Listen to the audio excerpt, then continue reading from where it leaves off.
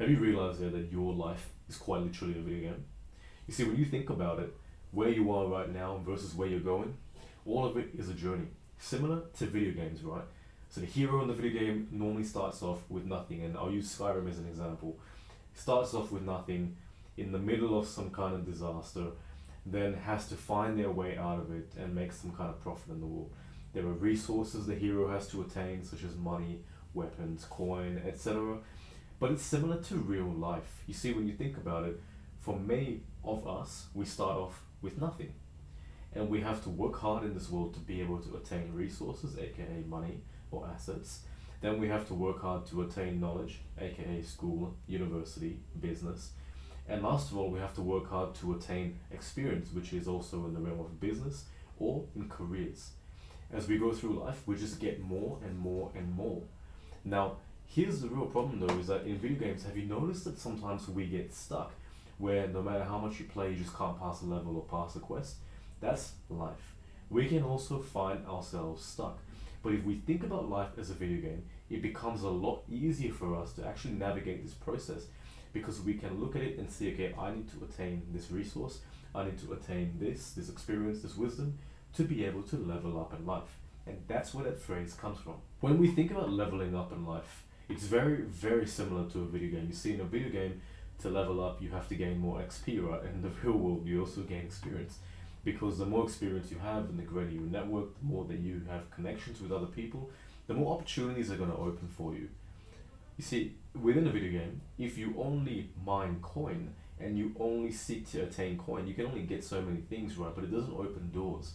But if you're playing a real video game, what's going to need to happen is that you're going to have to gain experience, knowledge, wisdom, do quests, and really build up your character. And similar to your real life, you see, all of us get to decide our character in this world. And that's the first way we begin. We have to think, okay, how do we want our character to look?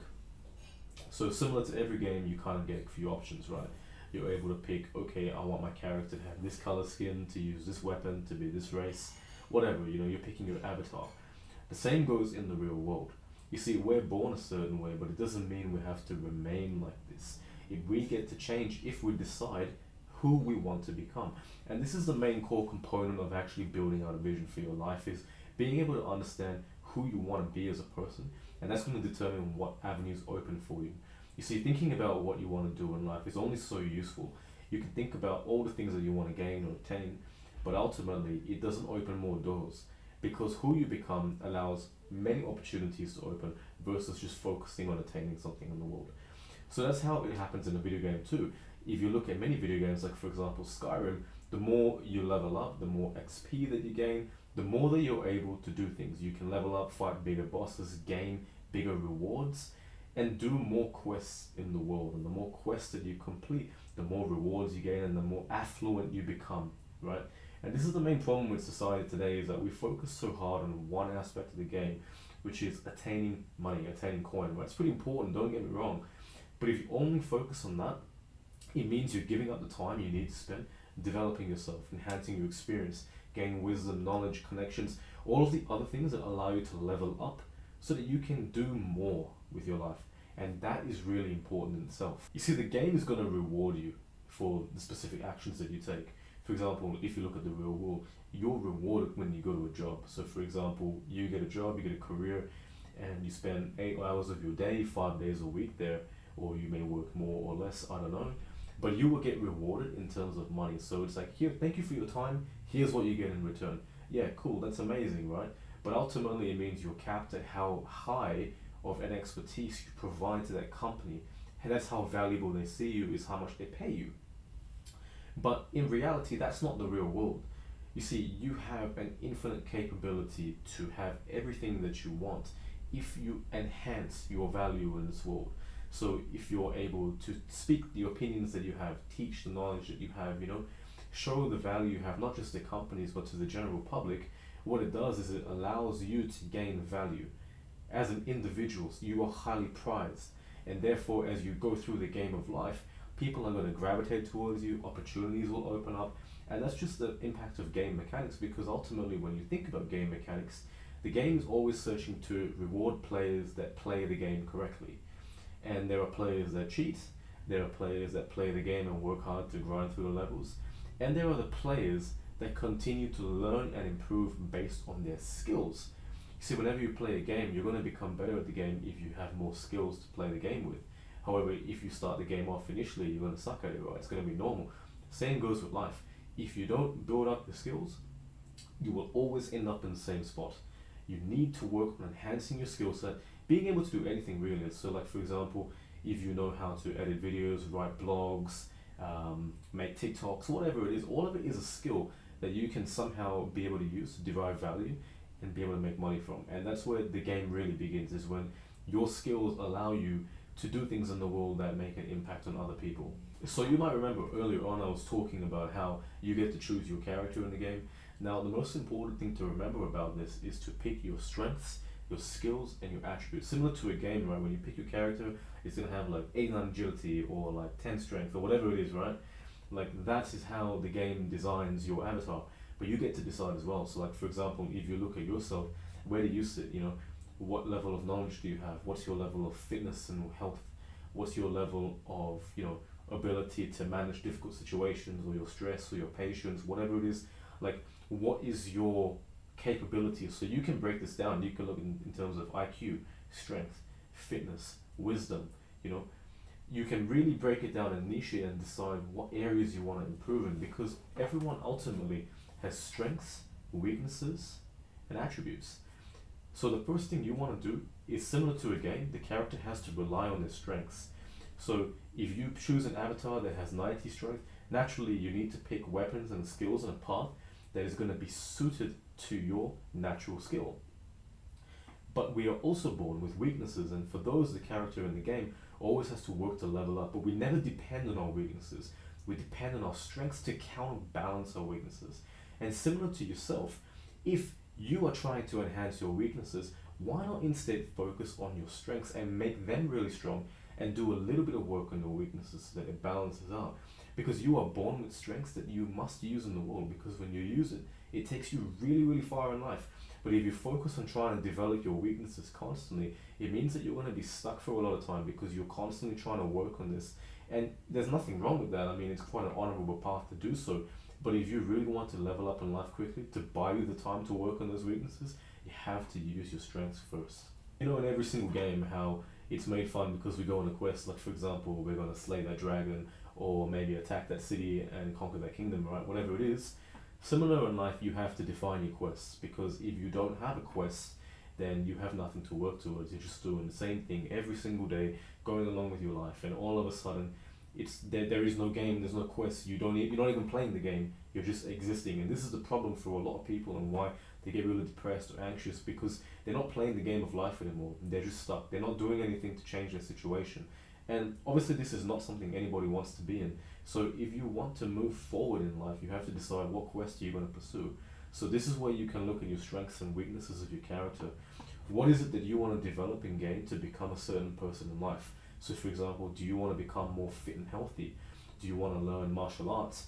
Do you want to learn how to run a business? Do you want to learn how to grow your own empire? Do you want to climb the corporate ladder? Whatever it is you want to do in life, you have to define your quest, because when you're clear on what it is you're trying to achieve, all of a sudden it becomes a lot easier to push towards that, and that's how the game really begins. It becomes a bit fun when you feel like you're working towards something, and on top of it, it feels like you're making progress. Nothing feels better than that. Now, to do this, there's a very simple method, and you've maybe have heard of it before. It's called SMART goals. So there are many different methods to define goals. I'm just going to talk about this because it is probably the most useful in terms of gamification. But SMART goals basically means specific, measurable, actionable, realistic, and time-bound. So when you combine these elements, you create a goal. Now, there are other goals that are marginally better than this, such as long-term or short-term goals. But a SMART goal is really useful to give you something that has a deadline, that is sort of like a quest for you to work towards. So first of all, your goal has to be specific, like what it is you actually want to achieve.